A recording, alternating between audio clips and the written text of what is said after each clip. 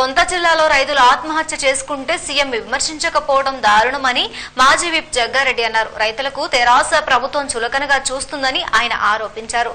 రైతులకు రుణాలు ఇవ్వాలని ఆయన డిమాండ్ చేశారు. సొంత జిల్లాలో రైతులు ఆత్మహత్య చేసుకుంటే సీఎం విమర్శించకపోవడం దారుణమని మాజీ విప్ జగ్గారెడ్డి అన్నారు. రైతులంటే తెరాస పాలనకు చులకనగా మారిందని విమర్శించారు.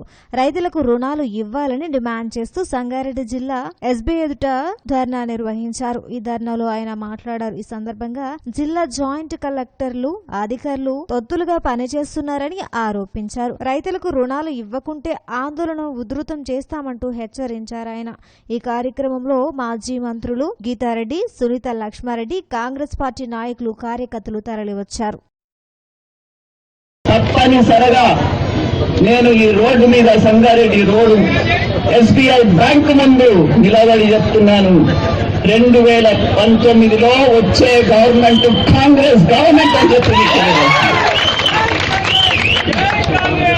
వాళ్ళని తెచ్చిందంటే ఎంత హేమైన చర్య అని చెప్పి మీరు ఒకసారి అర్థం చేసుకోవాలి.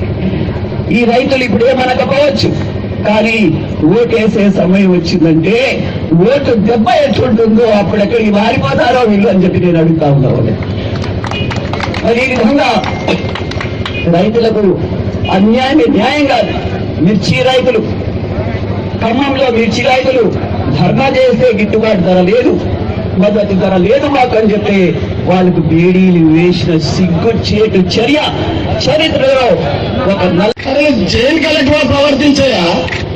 లేకపోతే కన్ను వేసుకొని టీఆర్ఎస్ పార్టీని నువ్వు కన్ను వేసుకొని పని అరే నువ్వేమో అధికారి చేసింది. సంగారెడ్డిలో ఊరు జాతర చేస్తే అమ్మవారి ఫోటోలు పెట్టొద్దంట. అంటే ఏం చేస్తున్నారు ఇదంతా? చెంచగిరి నేనేమంటానంటే జిల్లా కలెక్టర్ చేసి ఈ చెంచగిరి పని చేయండి మీరు. అంటే టీఆర్ఎస్ ఎప్పటికీ ప్రభుత్వం ఉంటుందా?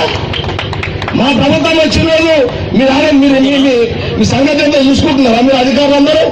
కాబట్టి దయచేసి జిల్లా కలెక్టర్ కానివ్వండి, జాయింట్ కలెక్టర్ కానివ్వండి, పోలీస్ అధికారులు కానీ చాలా చేస్తున్నా. కార్యకర్తలు ఇక్కడ నుంచి ఊరుకోరు.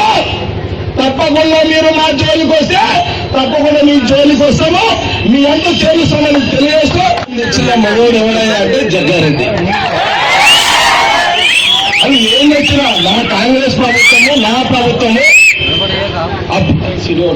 అప్పుడు తీసుకొచ్చిన శాంక్షన్ నేను మొగోళ్ళు అనిపించుకున్నా, నేను తెచ్చిన. నువ్వు నిజంగా మొగను అయితే, నువ్వు ఎంపీకి కదా, నువ్వు మొగతనం ఉంటే నువ్వు మొగను అయితే స్థానికులుగా ఉద్యోగాలు వచ్చేటప్పుడు చెయ్యి. నువ్వు ప్రభాకర్ ఇద్దరు కలిసి, మీ ఇద్దరు కలిసి ఆ 400 మందికి సంగారెడ్డి ఎంప్లాయ్మెంట్ ద్వారా ఉద్యోగాలు వచ్చేటట్టు నువ్వు చేస్తే నువ్వేం చేయమంటే వచ్చినా చేస్తా. ఆ పని చేయలేదు.